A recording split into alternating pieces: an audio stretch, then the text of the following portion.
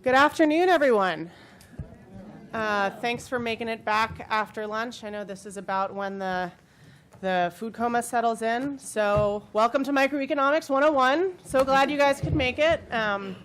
This is, we are really thrilled to have you. Thank you all so much for making the trip out to be here as part of the conference. I know a lot of folks have traveled from near, Eric up from by City Hall here in New York to very far from around the country and around the world. So thank you.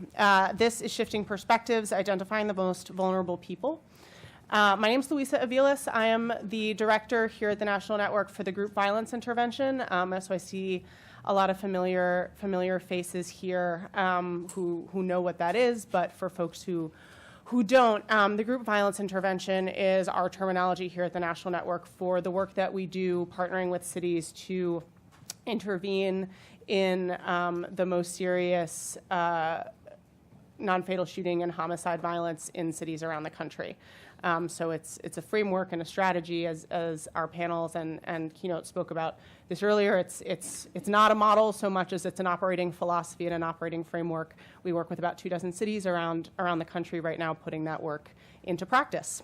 And I am joined here today by a fabulous panel. So we've got Eric Cumberbatch, whom folks heard from this morning. He is, as a reminder, the executive director of the Office to Prevent Gun Violence in the Mayor's Office of Criminal Justice. He is a native New Yorker, like myself, and he's held posts creating and directing violence reduction programs around the city at the Department of Education, Housing Authority, and other places in the Mayor's office. We've also got Commander Tim Ellenberger from the High Point Police Department. Tim has been with the High Point Police Department, which is in North Carolina, and if folks are familiar with the legacy of focused deterrence work, High Point cuts a large figure in the history of that work. Tim has been with the High Point Police Department for over 25 years, if I'm not mistaken. Yeah? Okay. Everyone else 5. Right. He's looking great for 30. He's been in the patrol division, narcotics unit, street crimes unit, tactical unit. He is most recently overseeing High Point's offender-focused domestic violence intervention, which is an excellent segue into our third panelist. Rachel Teicher is a recovering lawyer. She is currently the director for the Intimate Partner Violence Intervention here at the National Network for Safe Communities. She has previously worked in New York City government, in the Mayor's Office to Combat Domestic Violence, and in the Human Resources Administration doing similar work. And last but not least, we have Sandi Tibbetts Murphy. Sandi is the legal policy advisor for the Battered Women's Justice Project. BWJP is a national resource center providing training and technical assistance to advocates, battered women, civil attorneys, prosecutors, and police on civil and criminal intimate partner violence issues. She is also, in her capacity at BWJP, one of the National Network's close partners on a nationally funded replication project of the intimate partner violence intervention. She is do I call you a recovering lawyer if you're still a legal policy advisor? She is not quite in recovery. She's been a prosecutor and a civil attorney. And so we are really lucky to have her here with us today. So it is 1:11. We've got about an hour and a half, so we'll follow the example of this morning's panel and stop about 20 minutes early for questions. We've got mics, which will move to the center aisle here. And I should also warn you, I am following Jeremy Travis's lead, and I'm going to be something of an opinionated moderator, so be forewarned. I have opinions on all of this stuff, and I will save them till the end, but I'll jump in and out of here as well. So I'm going to take a moment and just sort of frame our topic here, and then we'll jump in. So this morning we heard from what I thought was a really outstanding set of experts and expert practitioners in violence reduction, including Eric, that there is an emerging science to violence prevention that is helping us in the field and a step removed from the field to sharpen our lens and redefine effective intervention in the most serious forms of violence.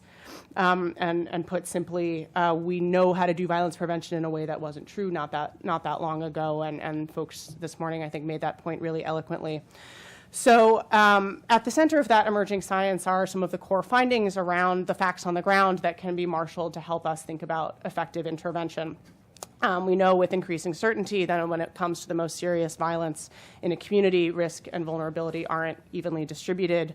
We know that shootings and homicides concentrate geographically, demographically, and perhaps most importantly, we know they concentrate socially and within social networks. We know that perpetrators of the most serious intimate partner violence are chronically offending in all kinds of different ways. We know that they're identifiable. If we look at the right characteristics, we know that they are often known to law enforcement and community. And in some of those same ways, we know that that's a very small, special population that's involved with the most serious intimate partner violence. So that's where we're going to spend our time this afternoon, lingering on that core fact. And I think a framing that I want to put out there, because I think it came up this morning, and I think we'll get there on this panel as well, is that core fact is it's where we start and not necessarily where we end, right? That core fact has guided the work that we can do right now around public safety, and I think it leaves a lot of room to say, Fatima Mohammed said this really nicely this morning, that it's not enough to I'm going to get this wrong, she said it beautifully, but it's something like it's not enough to keep people from getting shot, we want to heal them, right? And that's part of the work of public safety. So this core fact and how do we intervene in it, I think we'll start there. And I expect that as we talk over the next hour and change, we may end up in musing on what the other end of that sentence looks like. So let's start by defining our terms. So this is a panel about identifying the most vulnerable people, and I'm going to jump around a little bit on our panel here and just ask each of our panelists to reflect with some specificity on what that means in the context of the work that they're doing. So maybe let's start with Rachel. We'll go to Eric, and then to Sandi and Tim. So Rachel, will you get us started? Say a little bit more about the work that you're doing, and then talk a little bit about what identifying vulnerable people means in the context of intimate partner violence. Sure. I drew the short straw, clearly. I'm going first. Is your mic on? Yes. Can folks hear me? Okay. So thanks, Louisa. I'm really excited to be here with these fellow panelists. And I'm also really excited, actually, that we're talking about intimate partner violence alongside other types of violence and in the broader category of violence prevention. So I just really want to make a note of that to start. That's kind of an unusual thing. Part of what I do at the National Network is head up our work on intimate partner violence. Specifically, that's usually advising on a strategy of ours, which Louisa referenced, the Intimate Partner Violence Intervention, which my colleague over here is incredibly familiar with, having piloted it.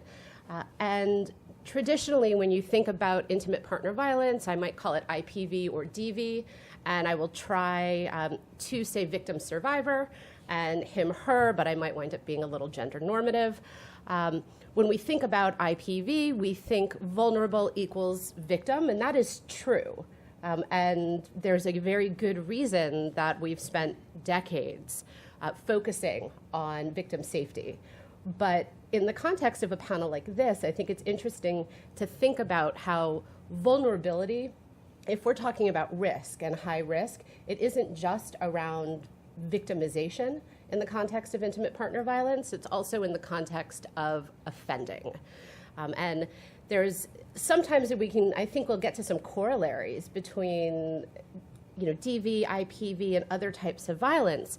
But for us, it's a really interesting moment to be able to flip the script just a little bit and continue to build upon the tremendous work that's been done around how do we support victim survivors, right? What does that look like? And certainly so much has come from traditional victim advocacy that's now being used in street outreach and working with all crime victims, but then also thinking about how when it comes to crimes other than intimate partner violence, we are really comfortable now, right, with the notion that hurt people, right?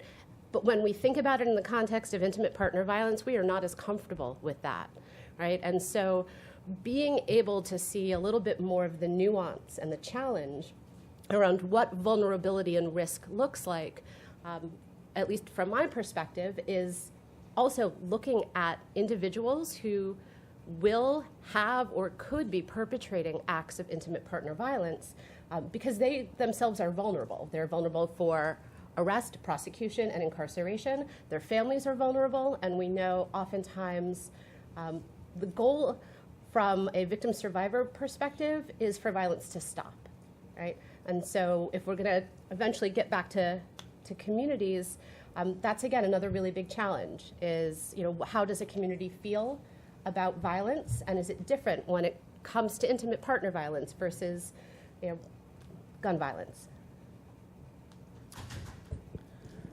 So I want to go to Eric next and pick up a little bit of a thread that you started to pull on there, Rachel, about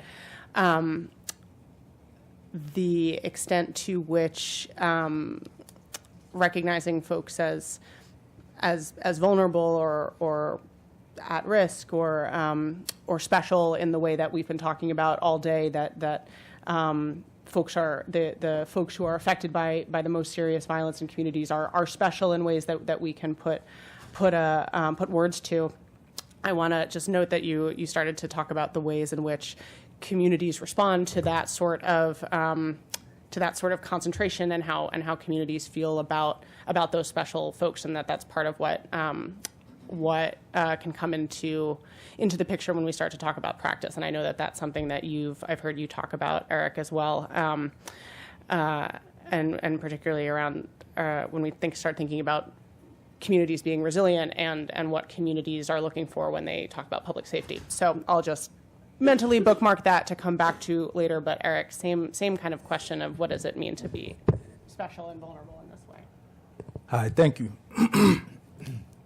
So I struggle with the label and terminology around calling someone high risk. And I struggle there because there's a lot of different stressors that are placed upon an individual, whether it's stresses in their environment, stresses within their life, stresses within their cultural network, that then creates and or allows a certain behavior to perpetuate and come to life. So I struggle with necessarily labeling the individual as high risk, as opposed to saying there's individuals with a high amount of risk factors that are around them. And when I look at it from that way, I humanize the individual. And in doing that, then we talk about healing. And you heard from the panelists that hurt people. And when we're approaching this from a position of healing, the approach around what our interventions can look like changes dramatically.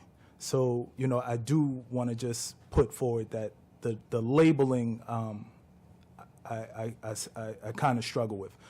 With that said, with the labeling, we still have to apply how we introduce interventions in the city. And our interventions, one thing we know, and we're addressing gun violence, one thing we know is that it's very hyper-localized. Small areas, handful of neighborhoods, but it's not just about gun violence in these areas. So if we start to unpack what's happening in all of these neighborhoods, they're the same areas that are struggling with education. They're the same areas that are struggling with economic mobility, same areas struggling with housing, healthcare, et cetera. So it's all of these levels of distress and disorder compounded, and then we have violence that occurs, and then we call the individual high risk or violent individuals, instead of looking at is this person immersed in a world that's violent around them, and then when they actually act according to their world, then we label the individual. So I hope that kind of gives an understanding of why I struggle with the terminology. In looking at addressing gun violence, we do look at handful of communities, very small communities, networks in communities. Network analysis is very big in our office, looking at individuals who have patterns of gun carrying, gun victimization, to really identify who are the individuals for targeted intervention. We operate with the understanding and the belief that upwards of 99% of the community are healthy, vibrant, resilient individuals in community, and that there's a very small percentage of individuals that actually require any type of touch from government and or justice partners. And for us, we want to make that touch more about healing. How do we heal individuals? How do we heal communities so it doesn't create a platform for hurt people to exist and continue hurting each other? And then how do we heal individuals that may have been harmed themselves? Can I go to you next, Tim? Yep. Okay. This whole conversation is kind of taking me back to when we did our first drug market intervention in High Point, and we overlaid a heat map sort of type of thing with calls for service, gun crimes, drug use, and we found a couple hot spots in the city. And the first neighborhood that we settled on was the West End neighborhood, and for the previous 20 years, there had been at least one homicide in this one small neighborhood every year. And so what we did was we got in a room about this size with about 45 cops, and we all sat in the room that we all had worked that neighborhood or were working that neighborhood at the time, and we put up everybody's name who we thought whose actions contributed to the violence in this open-air drug market. And then so the exercise was then, okay, we each got assigned a person whose name was on the board, and we did everything we could historically to find out about that person, arrest record, whether they were involved as victims of crimes, and where they lived and where their previous addresses were, and everything we could, and everybody had this assigned person, and we put a 3-ring binder together on that person. And what we found was that in this large, or it's not really a large neighborhood, but there were a couple thousand people living in this neighborhood.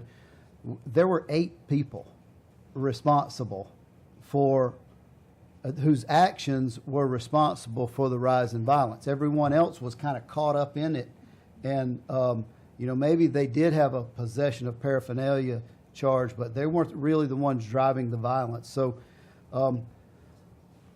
that was 15 years ago.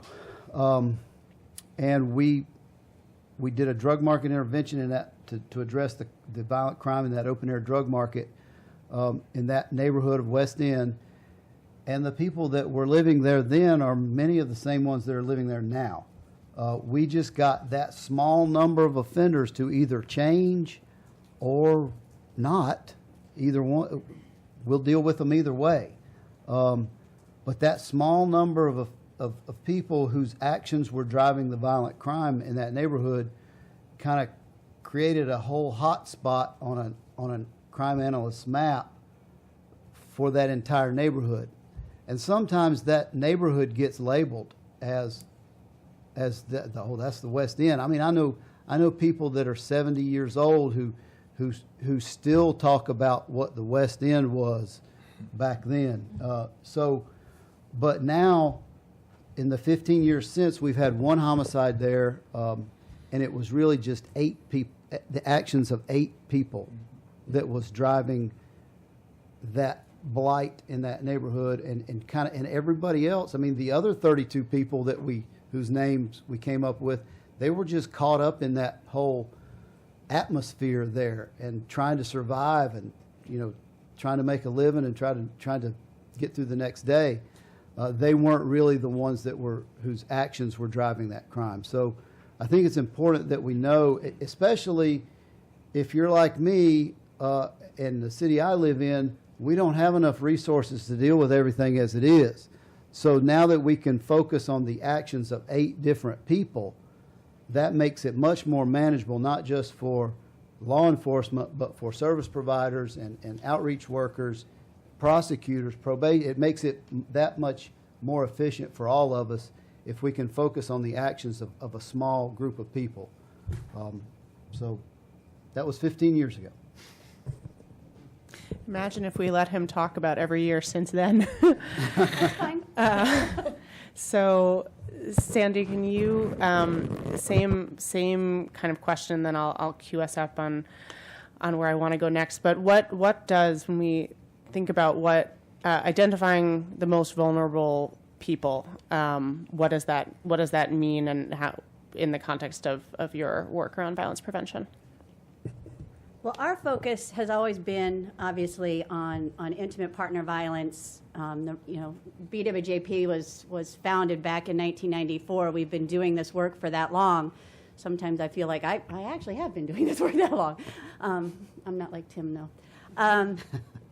But we, like everyone doing violence prevention work, have had to reflect on what the field information tells us. For the longest time in our movement, the mantra was domestic violence can affect anybody, no matter what race, no matter what income, no matter what neighborhood. Which is true, but then we realized that we're also missing a very significant part of that picture and of how we should be better responding, because we weren't paying attention to the research. We weren't paying attention to the actual experiences that law enforcement and that prosecutors were seeing, which is who are the most vulnerable within this very large definition of potential victims of domestic or intimate partner violence. And so, we as a movement as well have had to push ourselves to have a much more nuanced understanding, but also to develop responses that reflect all of those possibilities, that you can't have the same response for your low-level offenders as compared to your truly dangerous, severe, chronic repeat offenders. I call them frequent flyers when I was prosecuting. They got bonus miles, usually in jail. So, we had to figure out how to do a truly differentiated response. And like Tim mentioned, not a lot of us have tons of resources, so we're always looking for ways to better use those limited resources that we have. And one way that this work is helping is to have a ground in triage. Is how do we identify those most at risk of the greatest violence, of the most severe violence, of homicide? Then perhaps that's where we should be focusing our resources. But then also we need to know that in a differentiated response, we need to be able to provide resources for those who would be more likely deterred at that lower level.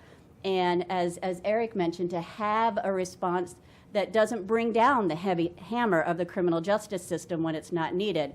Because one thing we do know in looking at risk factors for victims to be victimized and then for offenders to reoffend is that the criminal justice response itself only exacerbates those. And makes it more likely that those risk factors are going to be present in any individual's life.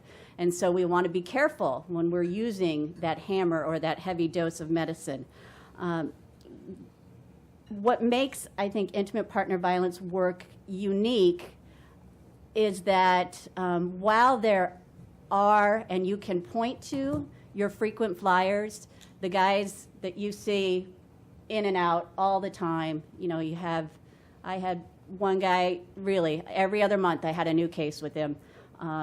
Nicest guy on the outside. Then when we tried to put him in jail, he got a little upset.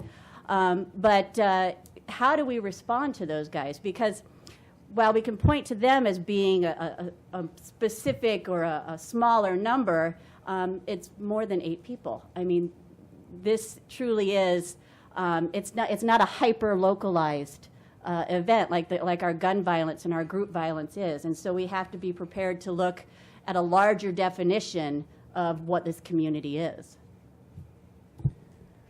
So I want to reflect on that for a second and then actually come back to you, Sandi, and maybe Tim as well to say a little bit more about concentration within IPV work. But before I do, so you said something that caught my ear that I wanted to just pull out because I think it helps kind of tie all of this together.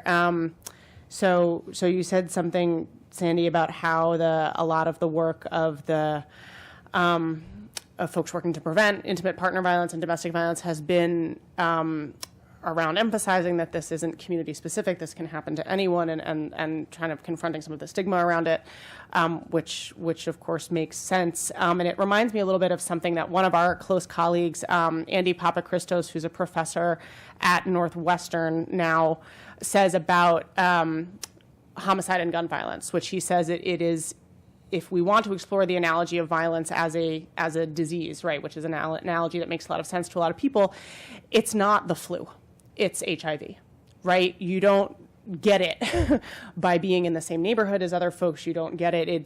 It's not in the air. It's transmitted by known risk factors, specific sort of risky behaviors, specific sort of environmental or contextual factors, and that if we're going to kind of explore that analogy, that takes it from being a big, diffuse, sort of intangible set of risks or concerns to we actually know something really specific about the factors around someone or in someone's behavior that put them at particular risk of experiencing this. And it's not a direct analogy by any means, but I liked, you kind of took us from a historical framing in the field that emphasized that this is something that affects a lot of different kinds of people in ways that maybe we're not used to thinking about, to a framing that says there's some specificity here. It requires differentiated response, right? We can work with that knowledge about the specificity of different kinds of offending.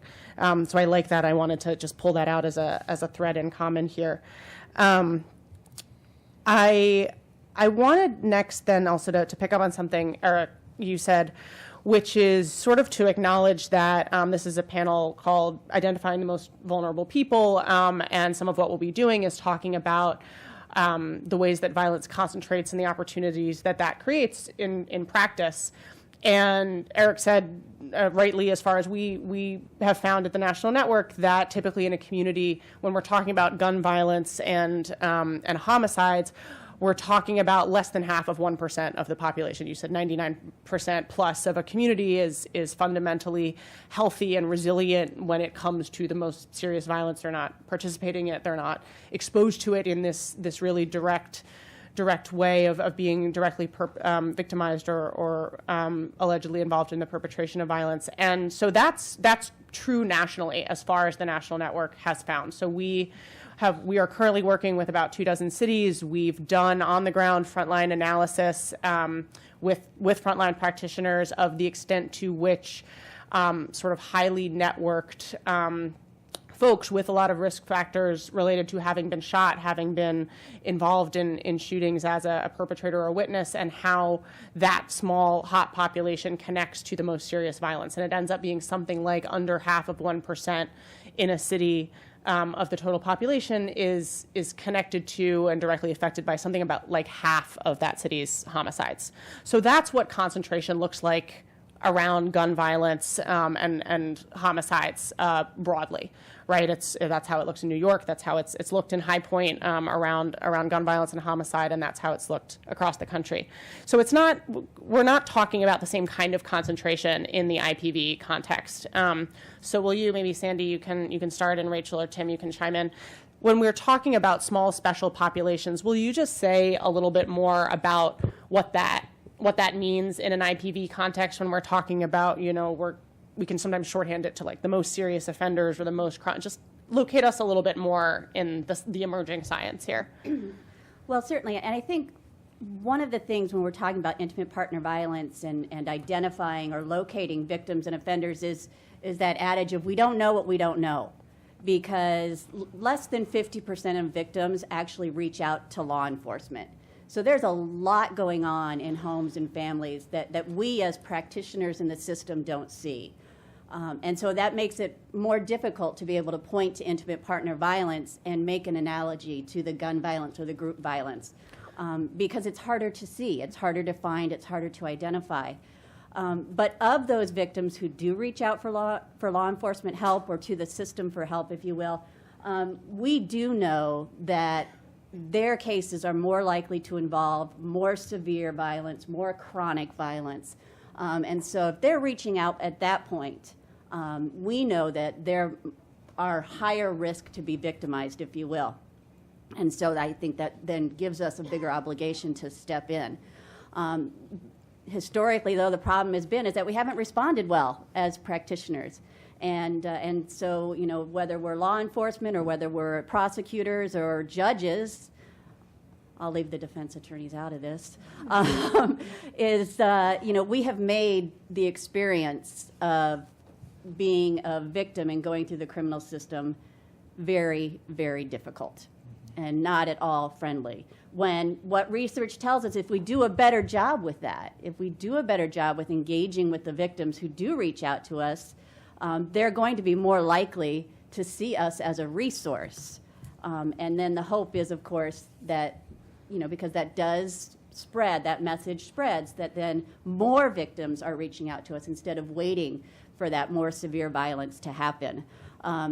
But as I said, you know, we do know that the ones that contact law enforcement are subject to the more severe violence. We do know that, unfortunately, marginalized women, women of color, women in immigrant communities are more likely to be killed. And so we do need to focus our resources on that. Rachel or Tim, either of you guys want to get in on that?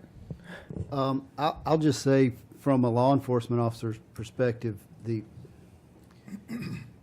one of the reasons that we are still actively charging full speed ahead with intimate partner violence intervention is because we have clearly defined roles, and that I know that I'm not very good at advocating for victims.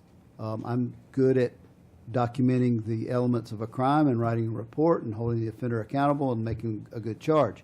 I need to let my partners that do the advocacy work do the advocacy work. So I'm kind of out of this little conversation because I trust my partners to advocate for the victims, and then I'll work with them on how we hold that offender accountable and what that looks like. Does it look like a criminal charge? Does it look like multiple criminal charges? Do we want to upgrade it to a felony? Do we want to try to get him into some type of intervention? Do we want, you know, what does that look like? And then we'll work with our partners to address that offender. But I think one of the reasons we've been able to sustain this strategy for almost 10 years, the intimate partner violence strategy, is because from a very early point in the whole process, we realized what our individual strengths and weaknesses were, and we're not very good at advocating for victims. So we kind of let our partners do that. So if I could just take first of all, Tim, I think you're very good at advocating, just my opinion. But taking it back to concentrations for a second, I think one of the differences with what Eric's talking about versus I think where Sandi and maybe myself are coming from is I think of IPV as more of a bell curve, right? So we're going to be able to usually identify kind of what's really low level, what is oftentimes considered a nuisance, and not necessarily taken all that seriously. And then we're going to be able to identify pretty easily the really scary stuff, right? And what we've seen on the ground, and we hear this from cities we work in, practitioners we talk to, is you get a group of people who do this work together and they know, just like Tim's describing, a scene from 15 years ago, that's something that we do all the time with our partners. And there is a concentration of individuals who are often driving the most serious and the most chronic intimate partner violence. I think the difference is, while that might be a small number, the bell curve is everyone else, right? And figuring out, to Sandy's earlier point, how do you kind of dilute those different types of concentrations, right? Because you're going to have low-level frequent flyers. You're going to have your high-level frequent flyers. And so I think with intimate partner violence, it's thinking about, first of all, yes, there are actually concentrations. There are individuals that do drive some of this, right? And you can learn a lot by, whether it's looking at patterns of victimization, right? Is this intergenerational in a community? Is there repeat offending? Is there repeat offending happening with multiple victims? Are victims being victimized by multiple individuals, right? You learn a lot about the dynamic, and it is often, yes, small and dense, but everything else, because intimate partner violence is so broad, and it's often not physical violence, there are little concentrations of it that I think we have yet to figure out how to really dilute and understand, and therefore help serve. So I'll come back to that in a moment, because you guys are doing my work for me. That was a perfect segue. So where I wanted to go next was back to you, Eric, to start getting to exactly that question. Is okay, if we've got kind of the understood fact on the ground here, and it is really satisfying to see the amount of I think consensus there is around the idea of concentration and specialness and kind of identifiable characteristics and stressors and risk factors that we should be paying attention to. That's really satisfying, and a difference actually even from being in this room at this conference 2 years ago. But if we take that as read, and you are all doing work that requires you to be making, to be looking at data, to be looking at different kinds of information in different kinds of ways in real time, in your case, Tim and Eric, and at a broader level that's around policy and how do we design and support these interventions, Sandi and Rachel, how do we do that in your settings, right? What does it look like to identify those? If we've said, okay, it's a small number of people, how, and maybe we'll start with real time, how in real time do you do that? I'm sorry, and then I really will pass the mic over. I told you guys I was an opinionated moderator. Eric, you said something that really struck me at the panel this morning that I hope we can touch on here and then come back to, of that part of what your office does is send information to community groups. And so that I jotted that down because I really wanted to know what are you looking at? What role are you playing in empowering communities with the kinds of information to help them focus? Sure. So I just want to sort of piggyback on the IPV conversation. In our space, oftentimes we separate the victim and the perpetrator and not look at both of these individuals as the same. And especially around gun violence, and what we see oftentimes is a person is stuck and they're trapped in place, and it's very hard to pull someone out of that cycle where you have someone who's been victimized and they're actually seeking to protect themselves, and this is the best way that they know how to, given the tools and resources that they may have, and then they become the perpetrator. And it's this vicious cycle that we see going back and forth. So oftentimes, the victim and the perpetrator are the same, and we encounter that on a regular basis. I also wanted to go back to the risk factors, and we're talking about risk factors very late stage, and a lot of what we seek to address can happen at a much earlier level when people are showing very early signs and symptoms. And we're missing key touch points for interventions. And, I look at prenatal care.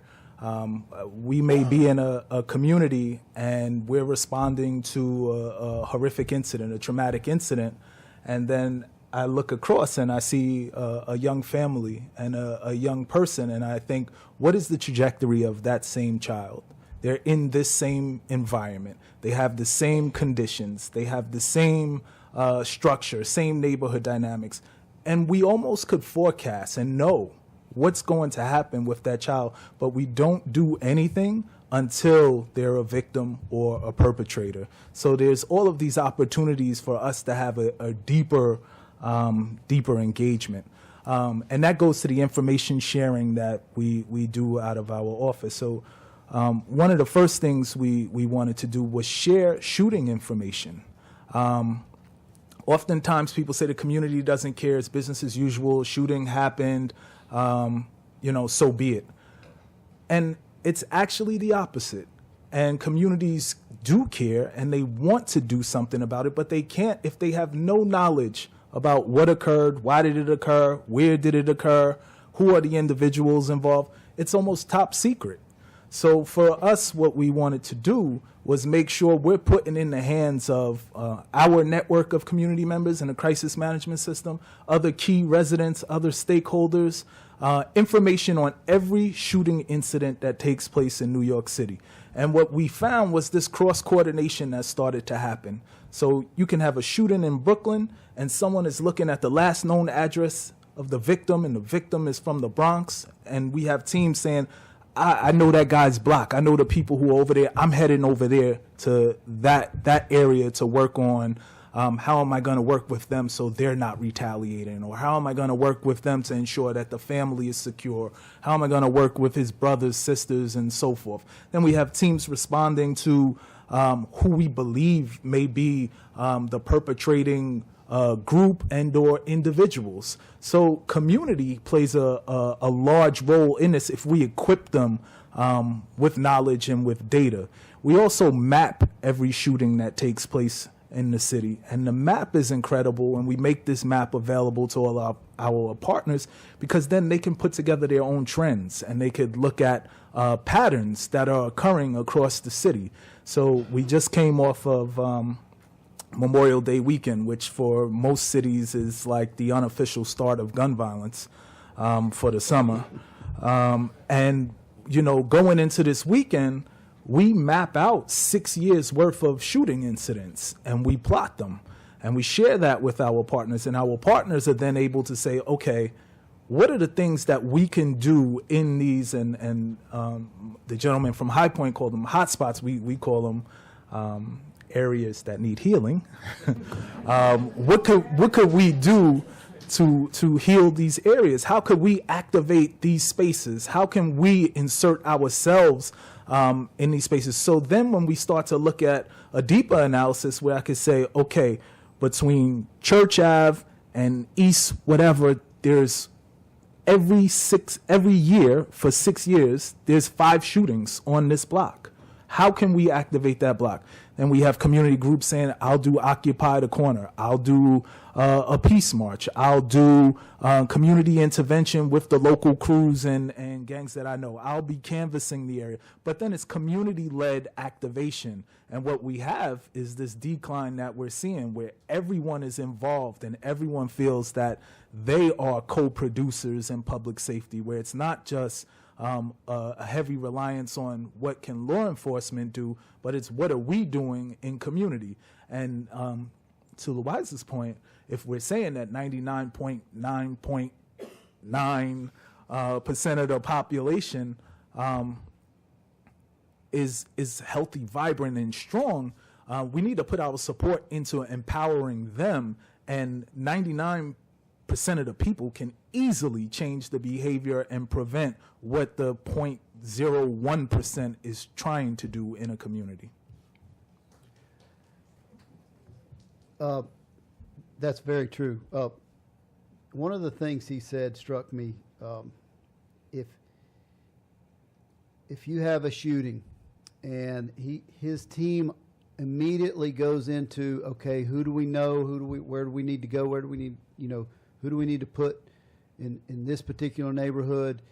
If you don't do that, if the community doesn't do that, guess who does? It's the people that are going to retaliate. So if he's not there doing that, or law enforcement isn't there doing that, then you've almost compounded the act, because the people that are likely to retaliate are going to find out. They're going to do the same homework Eric just did. and they're going to find out who that guy hangs with that they know was in the car that pulled the trigger. So if you don't act, somebody's going to, Right. and you're probably not going to like it. One of the things we do, and we gripe about it every time we do it, I promise you, is when there's an act of violence, a particular act of violence, within about 48 hours, we try to go back to that neighborhood with a flyer full of information about what we know and what we don't know. And the reason we gripe about it is beyond me, because it takes like 20 minutes. There's about 30 of us, community, law enforcement, probation, all of our partners, and we go back to these neighborhoods where this particular incident happened, and maybe a block in every direction. So we're talking probably 20 residences. It's not like New York where there's probably 1 million people that live in that block, but it's much easier managed in High Point. But it'll take us about 20 minutes, okay? And here's what it does. We get to tell the community individually what we know. And it's not a secret. Sometimes we like to keep it a secret, but it's not a secret.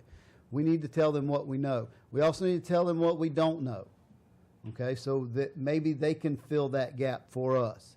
But if nothing else, we tell them exactly what we know and we can answer their questions. And so if we don't go down there to that neighborhood and speak with those residents individually, they will fill the blank of what they don't know with something else. And it's probably going to be Facebook, all right? Now, everything's true on Facebook, right? So they're going to fill that gap. So we want to be truthful with them and let them know exactly what we know and what we don't know. We can also put to rest any rumors. And it never hurts to go into some of these communities that have been carrying this label for so long. 15 cops go into this community and leave, and nobody's wearing handcuffs. Okay, there is some value in that, because the next time we go down there, it may be another shooting, but now they have a little bit of understanding of what we're doing down there. So, just to kind of sum up what Eric was saying, if you don't go to those neighborhoods, somebody will. So let me see if I can say a little bit about a couple of things together there, and then go to Rachel and Sandi. So I think what you guys are saying is, if we're talking about, okay, we know that in this context we're talking about really small numbers of people who really need healing, need help, need some kind of intervention. The best where we can start is saying who's getting shot. And that's right. Someone said that in the panel this morning. That's a really good indicator of risk for being involved in gun violence, is being the victim of or otherwise involved in a shooting. And I think the way you all have answered this has also made me think about the flip side of this question. So I said, how do we identify who's at the highest risk, who's experiencing the most stressors, right? Who needs the most support? And you all said, in part, we look to see who's getting hurt. I think the inverse question there is, who's we, right? How do we know? And Tim, you've obviously said we as law enforcement take responsibility for knowing, right? We need to respond to the shootings. But both of you have made a point of saying it's not enough for us to know in government and police, right? We actively move that information out. And so you're reading ahead a little bit to the practice part of the science and practice of violence. But I wanted to flag that. So why don't I go now to Rachel and Sandi, and we talk about what we know about intimate partner violence and about concentration in different sorts of IPV. How do we know what we know? How do we find that out? How do cities that say we get it, this fact pattern feels important, we want to understand it, where do we start? So there are usually two places to start. One is with the data, the numbers, and anyone who's ever spent more than 5 minutes talking to me knows already how I feel about this. Intimate partner violence data is terrible. DV data is awful. It is the worst crime data I have ever dealt with in my entire life. And so you do what you can with what you have, but you realize that that's only part, and sometimes not even part of the equation. The other part are the people, right? So it's the folks that are frontline doing the work, whether they're law enforcement. And law enforcement to us is, it's cops, it's sheriffs, it's probation, it's prosecutors, it's community. The other part of this is community and social services and folks who know these neighborhoods and also know the most impacted individuals, whether we're talking about victim survivors or offenders. And I think the biggest challenge is we don't have some of that. I was really thinking about this, the community-led activation. So you can have all these providers and community activists sitting in a room and talking about why intimate partner violence is a problem, right? And it's still not enough to activate the type of community response, right? Or even sometimes the type of systems response that you get when there is a shooting. A strangulation is a failed homicide. So if we responded to every strangulation the way we did every gunshot, right? I know there's not a strangulation shotter, so we're not going to be able to copy, Shot Spotter, but it's the ways in which how the community activates and responds versus what are they able to say is private, right? And I think that is part of what makes it challenging. Whether you have great data, bad data, great practitioners who know everything about what's happening in their community, or practitioners who are like, I'm not sure, right? At the end of the day, you do what you can with what you have, but there's that other piece that I think has been missing and is slowly, I think, starting to come around to thinking about how we actually act on this. And I think, not to fall back on a cliche, but I will, and then I'll let this one take over.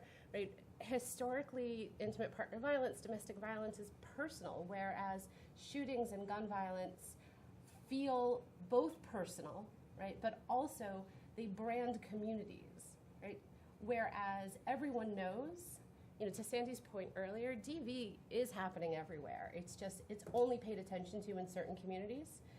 And it's only paid attention to when it's a beautiful story of everyone should have known and they didn't. But the truth is they did, right?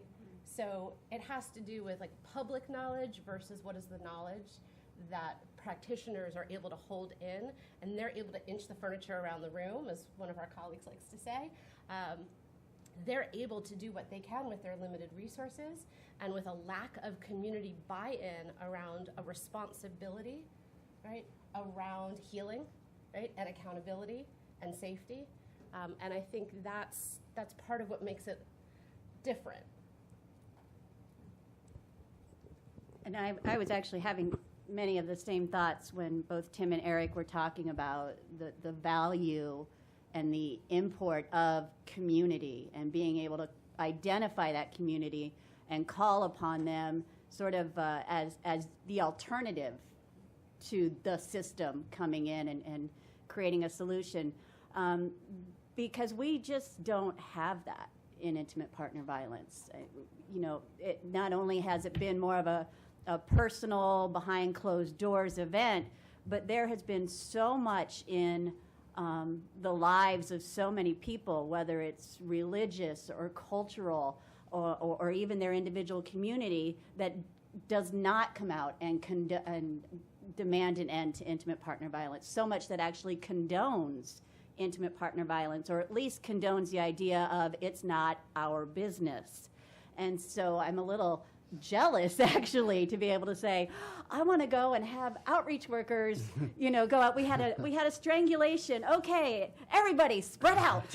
Let's go do our intervention work, because we just, being able to have that and count on that community message is not something that intimate partner violence interventions has had traditionally.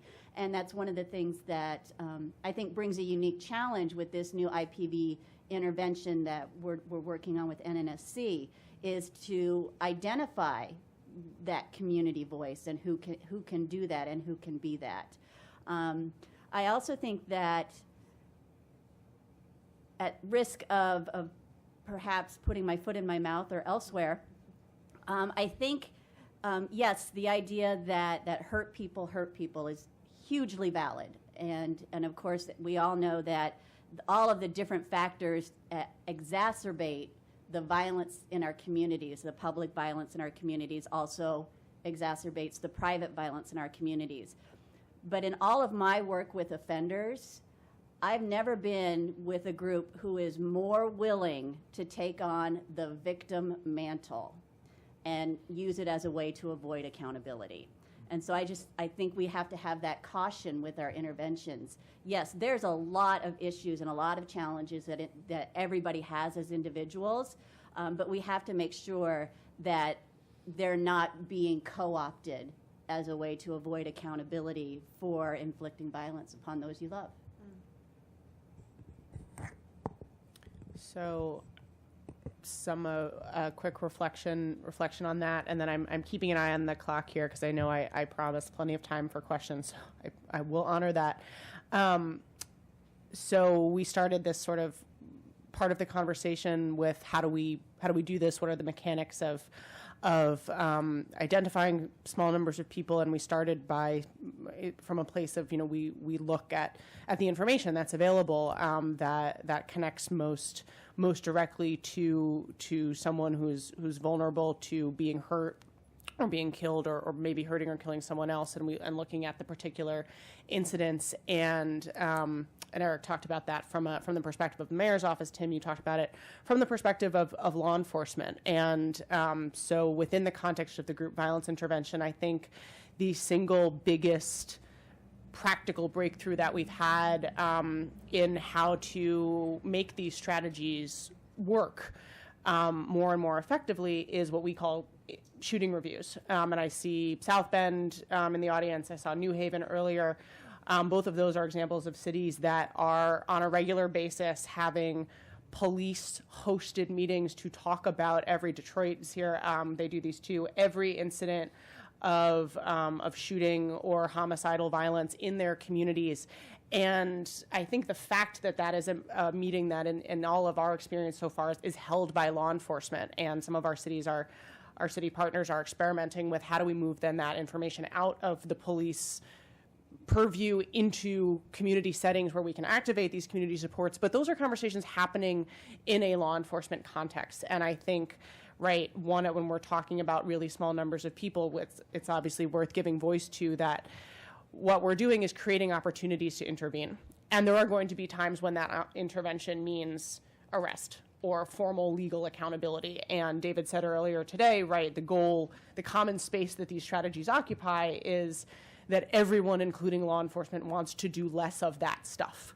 But it also acknowledges that if there are times when we need law enforcement to do that stuff, when a law enforcement intervention is the right one, then looking at the information in this way, looking at who's being hurt, who's being killed, who has families and friends in their networks who are being hurt or being killed, is an equally useful way for law enforcement to distill the use of their resources as it is to sort of activate communities. So the last question, and from me, and then we'll open it up. And this will tie back to what you said, Eric, and Sandi, where you ended. So there's this corollary, that we talked about this morning to there's a tiny number of people who are the most vulnerable to involvement in violence, and that is that the communities are therefore much stronger, much healthier than we gave them credit for being for a long time, right? And that's a pretty neat corollary when it comes to gun violence and homicides. And I don't know that it's so neat when it comes to intimate partner violence. So I am interested in hearing both from Eric and Tim, what are the implications of, I would argue, a second standalone fact and finding. It's not just the natural inverse of small numbers of people. It's its own equally important fact that communities are fundamentally healthy and resilient and know how to set their own standards around violence and are successfully doing that. What are the implications for that, for your work as people who get paid to help produce public safety, right? And then for Rachel and Sandi, how can we start to think about that in the context of IPV? If we know now more than we used to about the way that IPV concentrates about what the most serious chronic offending looks like, are there corollaries to that that might not be so neat as if X, then by default Y, but are there important corollaries to that we should pull out and that should inform the way that we think about addressing intimate partner violence? You want me to pick it up? Sure. Yes. Thank you. So I believe that nothing lasting in a community can be imposed on communities. So whatever positive outcome that you're going to see has to be built from within community, has to be created by the community members themselves, have true engagement, true input, true design, and then equipped and resourced so that it can sustain itself. I don't believe that you can pilot into any community and impose and point out what's wrong and this is how you fix it and then drop off some materials and leave. That it won't happen. And I think if we're true to what we've done, and I say we meaning government, has done over the course of history, that's what it's been, and that's why we have the same conditions in the same neighborhood. So even as we talk about New York City, and we could say New York City's the safest big city, it's very true, but I could tell you the same 10 neighborhoods that were the most violent neighborhoods in New York City 15 years ago when New York City was dangerous are the same 10 most dangerous neighborhoods today when New York City is at its safest point. The other part I would want to stress is empowerment, true empowerment and true investment.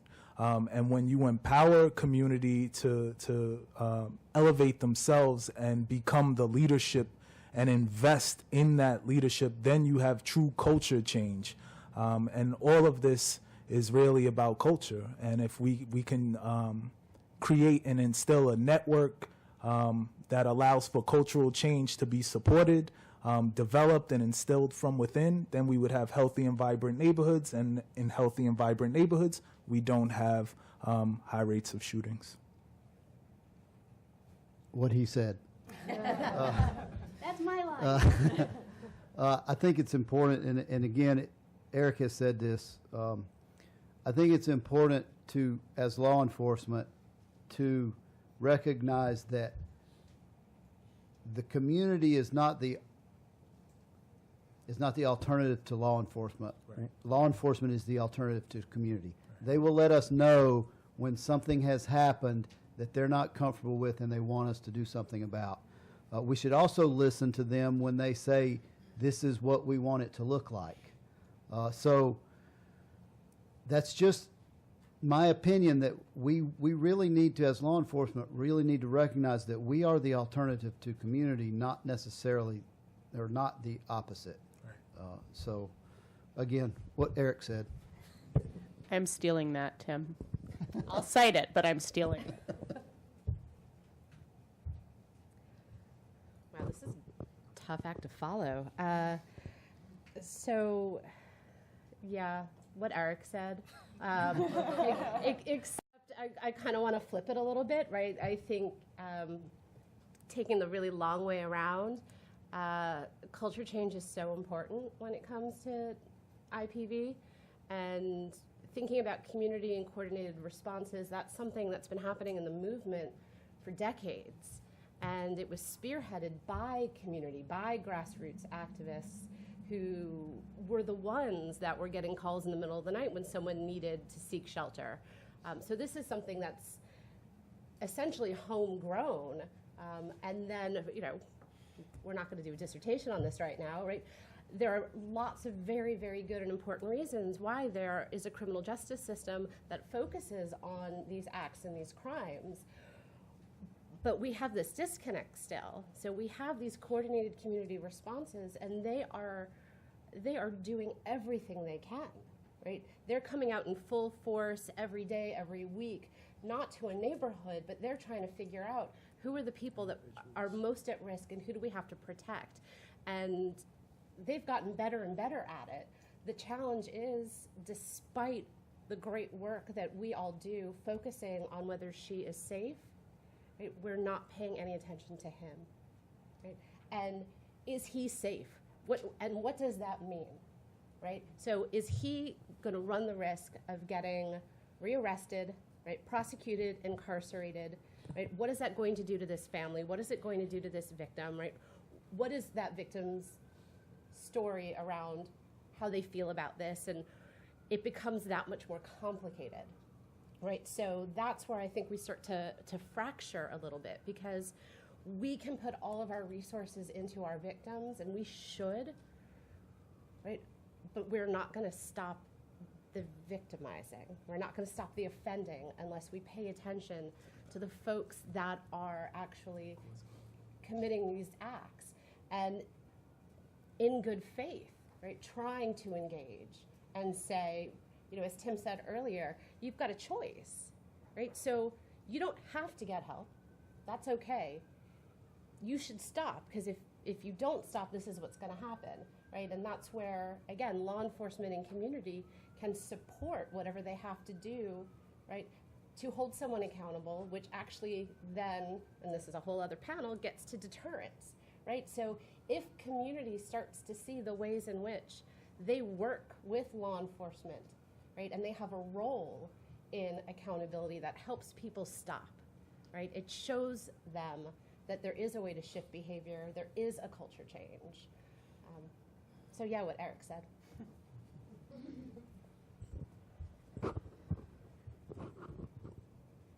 I'm going back to the community activation and what Tim said about recognizing community as the primary, if you will, if I could use a different word, and how much I wish that were true with intimate partner violence, because our system response is a very blunt sword. Often, as we've mentioned, causes a lot more damage in the lives of people that are sucked into the system than it actually helps. That being said, I think we need both. We need to continue with a criminal legal response that has a lot more nuance, a lot more sophistication, a lot more differentiation, so that we are truly providing opportunities for real change for those who want to take that up, and also really acting in ways that are effective accountability and effective safety. Too many victims of intimate partner violence are left with nothing when the criminal system becomes involved. Our blunt sword that it is often very ineffective for a lot of reasons, whether it's statutory, case law, practitioner bias, they're all there. But we have to create a system that recognizes, again, the need for differentiation, that recognizes the escalation and responds appropriately when it happens.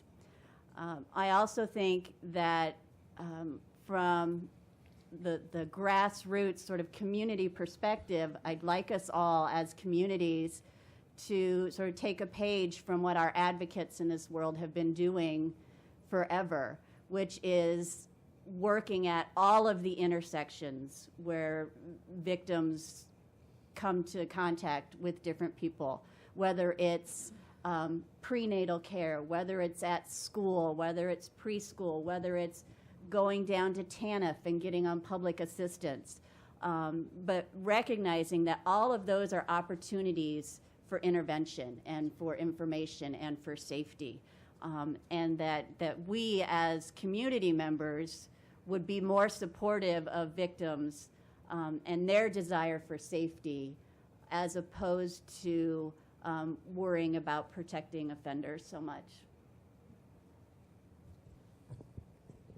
Okay. Thank you all. We've got about 15 minutes for questions, and we've got some mics floating around. So Daniil, you're in charge. Hi, I just wanted to pull from this morning's on the hospital-based kind of approach. Have you seen any of that in like IPV where where doctors and nurses can be the avenue to identify these people? There are several interventions, I guess, if you will, across the country. One of the first and most notable was at Boston Women's and Children's Hospital. I don't know, Kate, if you know about this, being from Boston. You were born there? But that was one of the first hospital-based programs that really did a very deliberate intervention with women who were coming in, whether for prenatal care or birth services or postnatal care, to ask just very specific questions about their safety at home. And I don't know any of you who have been, for your wellness check in the last 20 years, lots of clinics and doctors have even included, are you safe at home? Those simple questions. So that's been a very universal approach that has been pretty effective. The only struggle that we run into then, of course, is this issue of mandatory reporting. And so for a lot of women, especially if their children are involved or witnesses, depending on the state of things in where they live, they may not even tell the hospital or medical folk about that because they're afraid of what that next intervention might be and might look like.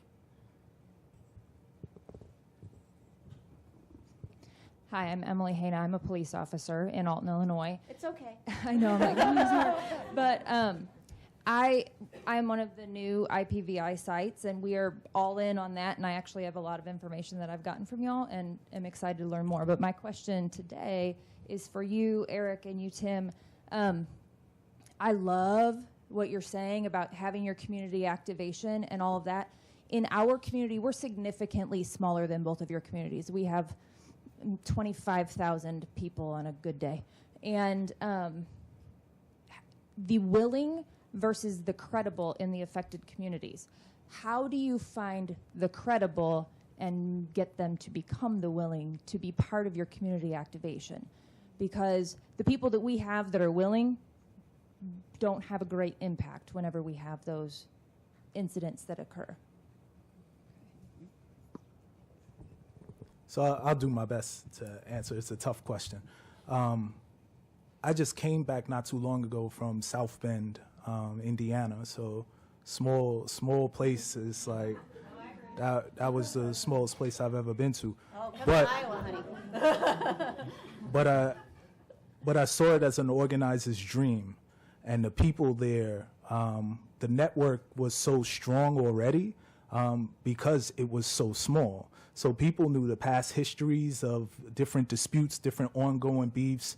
They knew the territories that exist, the reasons behind, the motives. All of those things were already sussed out, as opposed to here. If you came here, you would have to learn how to navigate an entire community, speak a different language or three.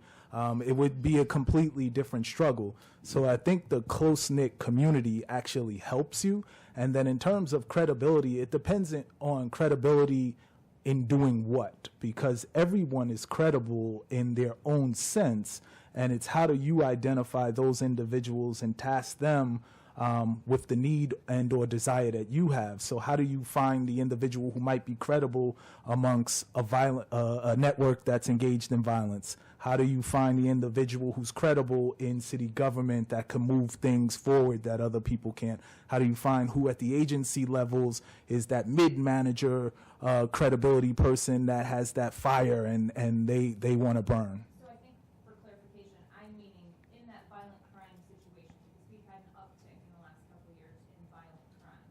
And so when a violent crime or shooting occurs, getting into that neighborhood, because Yeah. we also, even in the smaller communities, you have the neighborhoods where you have more problems than not, so than the others. So Yeah. in those So I could focus there. So it might not be you getting to the credible person coming from a law enforcement perspective and background. So there's tons of people who are upset about the violent uptick that reside in the community and want to do something in the community and engage, but it might not be you as the immediate or initial person intervening and coming in to try and galvanize that network.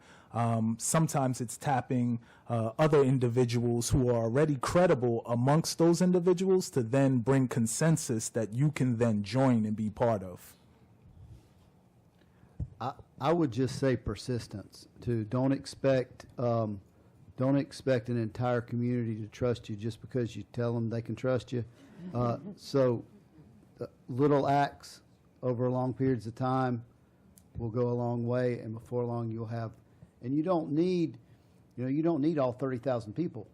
Right. You just need a small group too to help you bring some healing to that community. I also want to just jump in on that because I'm remembering a point that I didn't make before. What I think I love about this conversation about how do you identify the people we need to intervene with right now on a given moment is that all the processes that folks have described here around, we look at who's getting shot, we move that information out to our partners, is the better job we do at accessing that information and moving it out into our partners, the more options you create. So sometimes the right intervention is going to be police officer driven. Sometimes you're all going to look at it and be like, the right intervention in this scenario is definitely not police officer driven, it's something else, right? The right intervention at this moment is actually support and outreach. The right intervention this moment is a probation visit. And I think the better job we do surfacing that information to understand who's at the highest risk at a particular moment, the more options communities create that are always going to be differentiated because communities are different and officers are different and community incredible messengers are different. So I wanted to make that point. And then I think this gentleman in the front row had a question. Hi. Hello. My name is Terrence. Been a prosecutor now 24 years, 8 in the state, counting 16 and counting with the feds. I got a question that's going to touch everybody. For Brother Eric, just want to know, when you talk about the groups that you reach out to and you tap, kind of a chicken and the egg scenario, which came first? And did you find that maybe you had a few groups, and as you reached out to those, then other groups sprouted and said, hey, you know what, I want to get in this?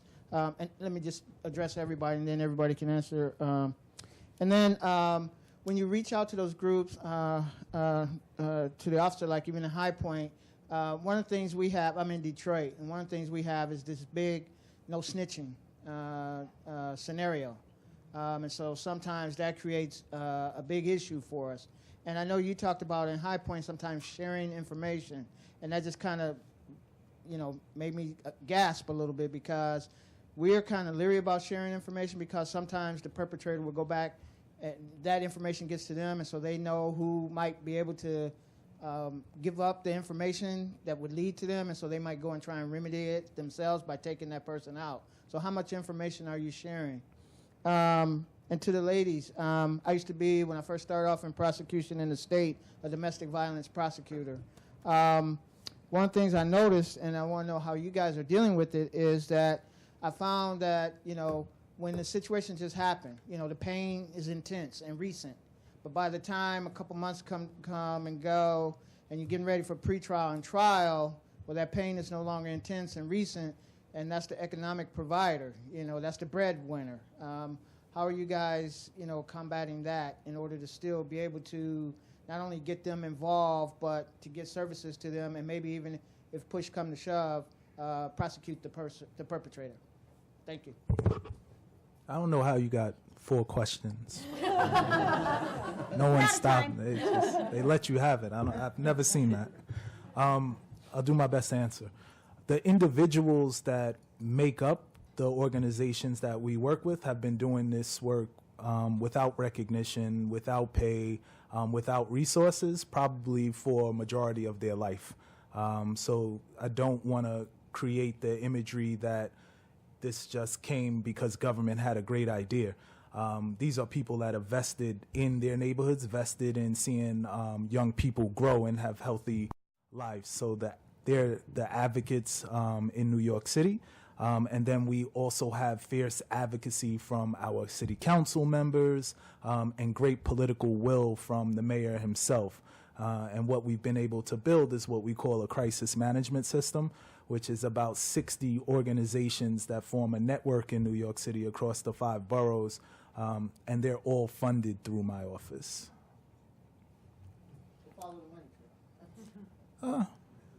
Yeah. To answer your question about how much information we give out, we put together a flyer that says who, what, where, when, how. Who, if a stake, for instance, it's a murder, we'll tell who was murdered, how they died, where it happened, when it happened. We won't say we suspect Rachel did it, but we will say we've arrested Rachel for it. Does that make sense? So we're not going to put who we think might have done it, but after we've made an arrest, we will put Rachel's picture on the flyer, say Rachel did it. And we're doing it to we're going to every door. So it's not like we pick out just a couple of different people here and there. We go to every house within a block radius of where the crime happened. Okay. Well, as you say, the whole issue about victim recantation and how do we maintain a partnership with victims as part of the prosecution is literally a 5-day training that I'm actually doing in a couple of weeks in D.C. But the most important part is that victim engagement. Is if it is 2 months from the incident to when that victim is first getting any contact at all from me as a prosecutor, I've already lost. I need to be, as the prosecutor, and not just putting it on my community advocates or even on my victim witness coordinator. I need to be the one having direct contact with those victims. And I know that gets hard when you have lots of volume, but that contact needs to happen early, it needs to be personal, and it needs to be often. Because their source of information has always been their offender, their batterer. And we all know that batterers tell the truth all the time, right? Yeah. And so everything that she knows about the criminal system has come through his lens and his filter. And so if nothing else, I want to be a source of accurate information. And in that way, I build a trusting relationship, if you will. And it may come to the point where, yes, he's the provider, and I don't want anything to happen to him. If you get this conviction, especially if he has a job that requires a firearm, he might lose his job.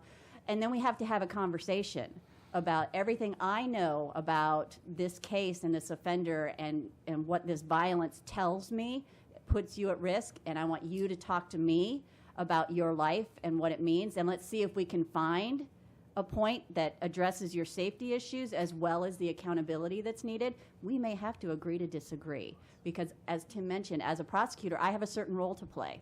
And I will do everything I can to make sure that that role is done in an effective way. And you as a victim, I get it. It may not be safe for you to walk in that courtroom. And I'll do everything I can to make it as safe as possible. And if you can't walk in that courtroom, I'll still do everything I can to hold him accountable. But in the meantime, I'm going to rely on my partners. I'm going to look to my community-based advocates to identify and work with my victim about all of those other resources and information that she needs in order to continue having a safer life, even if I have to proceed with the case. But you have to have that. It has to be early and it has to be ongoing. Otherwise, like I said, if you've gotten 2 months down the road, you've already lost. We even had it where, I've done that in the past, and, by the time he gets bail or whatever and whatnot, then she can't talk on the phone or whatnot. Mm-hmm. Then with all kinds of issues trying to reach out with her and communicate with her because he's shutting it down. Yeah, always. Yeah, had that lots. Those are the ones that scare me more. That did scare me more than ever. Because at least if she was in my office yelling at me, I knew she was alive. Yeah. So we had one hand over here. There were a few people. I think we have time for probably one more, Janelle. And no 4-part question this time. I have a one-part question. Sean Pennington, I'm a journalist and activist from the Virgin Islands. And how do you interface with 12-step recovery programs? Because I believe, and you probably know this, that alcohol and drugs are a large part of the violence, and particularly domestic violence, but all of it. We probably don't have time for that, but we'll be happy to come down to there and hear on that. I'll go with you. There's actually a lot of advocacy programs, one that I've worked with very closely, that have been, again, working at intersections and dealing with the issues that alcohol and drugs, when they're accompanying what's going on with the violence. There, certainly is a correlation, not a causation, but the need not only for offenders who need that treatment, but also for victims. And in fact, we just made a connection with one of our new sites as well, who were looking at addressing substance abuse issues for victims, because that it does become, another anchor that keeps them in a relationship, or that certainly affects their safety. And a lot of times, as you know, victims are part of the substance abuse or drug world, not by their own choice. So I'm going to exert moderators. I'm going to use my moderator powers here for a moment. And as we're wrapping up, I want to just come back actually to the last question that you'd had, sir, because I think it gives us a nice way to kind of tie all of this up.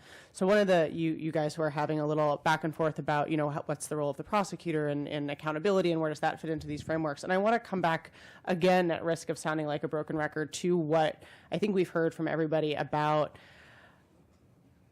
learning as much as we can about the most dangerous, the folks who are in particular moments perhaps very dangerous, and another way of understanding that is they're at tremendous risk and they're vulnerable, and there are stressors and vulnerabilities around them and in their lives. The value, I think, of the work that we've done and that the field has done in figuring out ways to identify those people in real time for the periods of time when they are at really profound risk, and it's not static, right?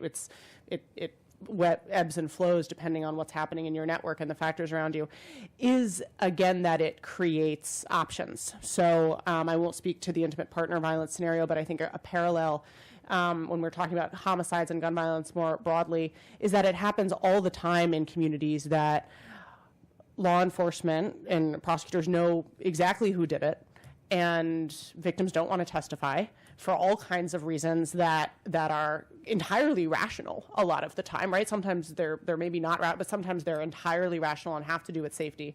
And part of what the surfacing of this information and understanding of the specific factors and the contextual factors that create these situations of risk does is create other avenues to intervention and accountability. So in a group violence scenario, this might look like, well, we're never going to convict the shooter for the shooting. What's his probation status, right? Is he behind on his child support, right? Are there credible messengers in his life who don't know what he's up to, that would respond really well to a community-based intervention to say, we need him alive, we need him safe, we want him in this community. He's up to this stuff, and we need him to stop, because that, right? And so I want to just throw that out, that I really see that not as someone who has no direct experience as a prosecutor, as law enforcement, or with direct service in community, that the power of this core fact is that it creates options and room for collaboration and partnership, where any one of our particular lanes might at any given circumstance, because of the confluence of factors, be insufficient to our end, whether our end is healing or legal accountability or both, right?